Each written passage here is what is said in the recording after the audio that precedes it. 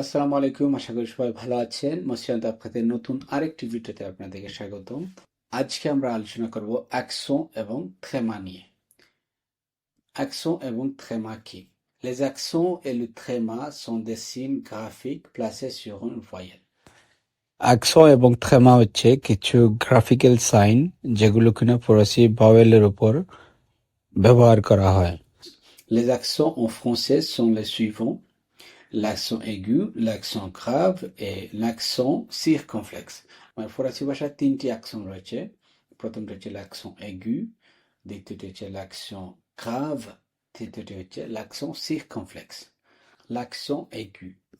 L'accent aigu est placé uniquement sur E. L'accent aigu সাধারণত ফরাসি অক্ষর E এর উপর ব্যবহৃত হয়, আর কোনো অক্ষরের উপর accent aigu ব্যবহৃত হয় না। L'accent aigu permet d'accentuer le E. On le prononce généralement E.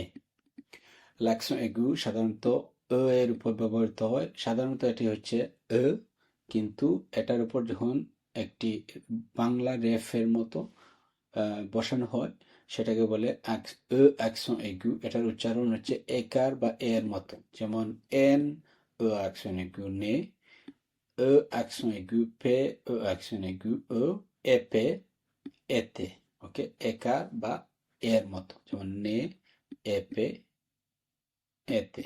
Pour épauler on dit E accent aigu। আমরা আসলে এটাকে বলি E accent aigu।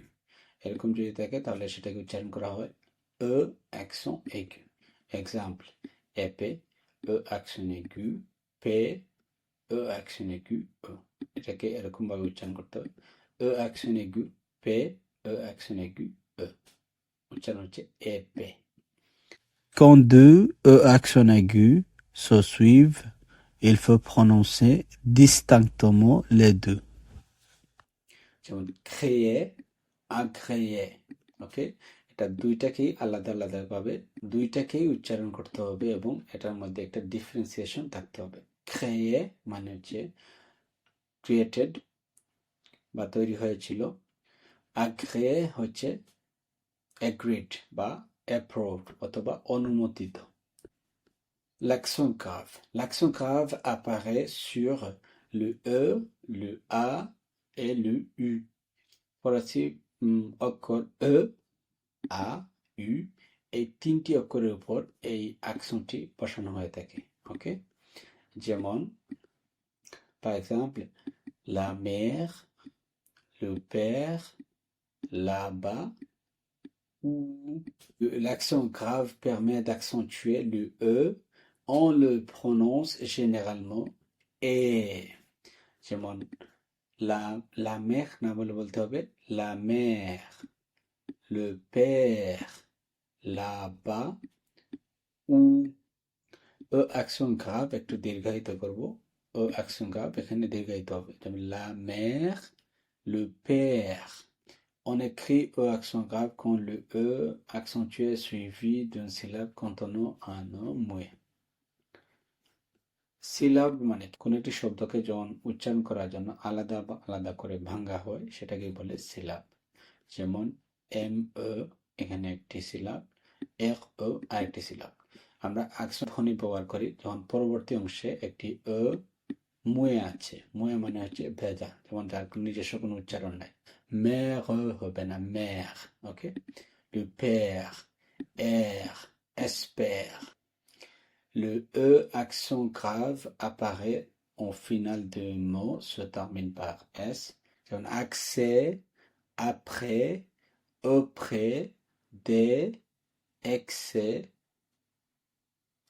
exprès, procès, près, très.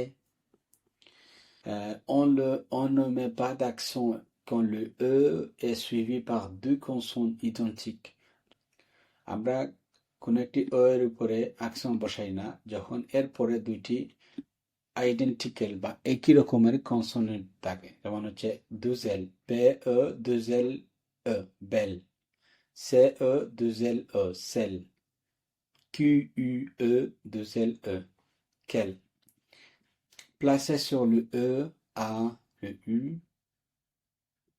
L'accent grave permet de distinguer deux homonymes.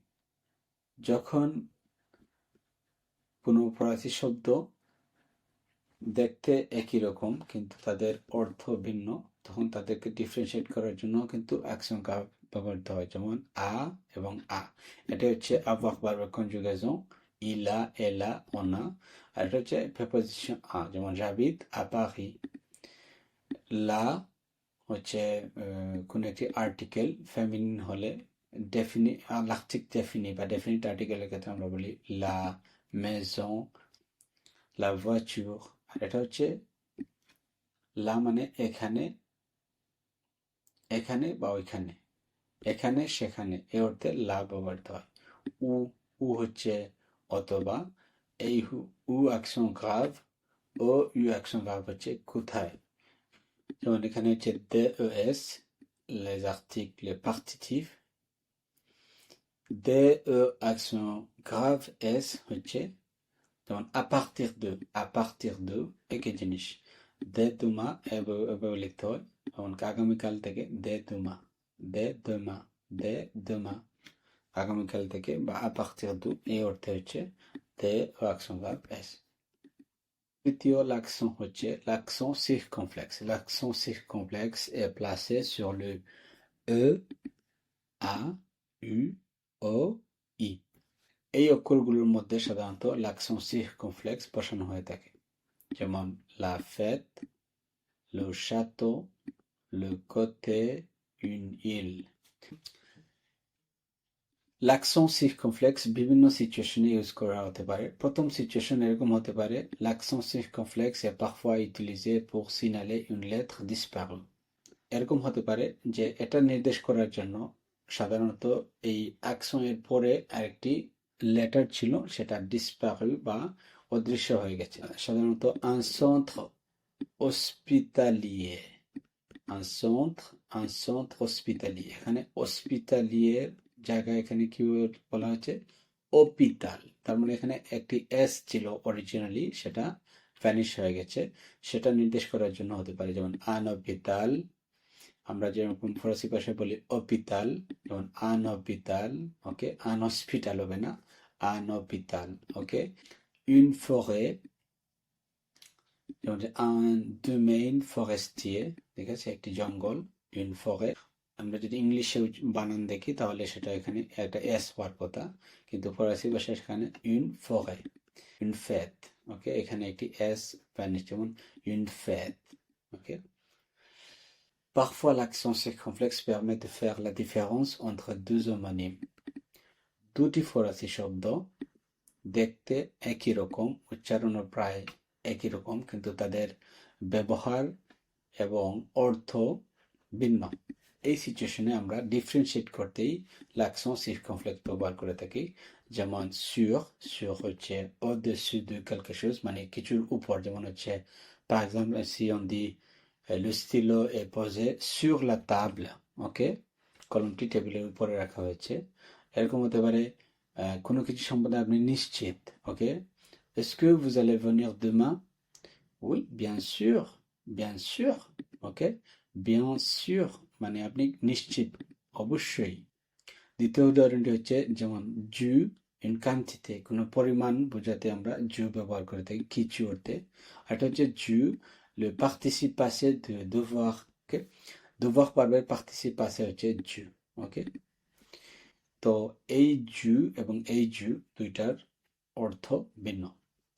le tréma, ce sont les deux points que l'on met sur le E, le I et U pour indiquer quand on doit prononcer séparément le voyelle qui précède। আমরা tréma ব্যবহার করে থাকি ফরাসি অক্ষর E, I এবং U এর ক্ষেত্রে, এবং এটা ইন্ডিকেট করার জন্য যে ভাওয়েলগুলোকে আমরা সেপারেটলি প্রনাউন্সিয়েশন করতে হবে, যেমন নোয়েল, মাইস, অম্বিক, অম্বিক, নোয়েল, মাইস, অম্বিক। এখানে যদি থেমা না থাকতো সেটা হয়ে যেত মে, মে মানে হচ্ছে কিন্তু, এখানে মাইস হবে, থেমা থাকার কারণে উচ্চারণ হবে মাইস। একইভাবে নোয়েলের ক্ষেত্রে এখানে পাশাপাশি দুইটা বাওয়েল আছে, সেকেন্ড বাওয়েলে থেমা আছে, তার মানে এই দুটি বাওয়েলকে আলাদা আলাদাভাবে উচ্চারণ করতে নোওয়েল। দেখো, পুরো ভিডিওটি মনোযোগ সহকারে দেখার জন্য আপনাকে অসংখ্য ধন্যবাদ। আশা করি অ্যাকশন এবং থেমা নিয়ে আপনার যত ধরনের কনফিউশন ছিল আজকের ভিডিওটি আপনাদের কনফিউশন করতে সাহায্য করবে। পরবর্তী ভিডিওতে নতুন টপিক নিয়ে আলোচনা করব। ততক্ষণ পর্যন্ত ভালো থাকুন, সুস্থ থাকুন, পড়া শেষে ফ্রান্সে প্রতিষ্ঠিত হন। ধন্যবাদ সবাইকে। আসসালামু আলাইকুম।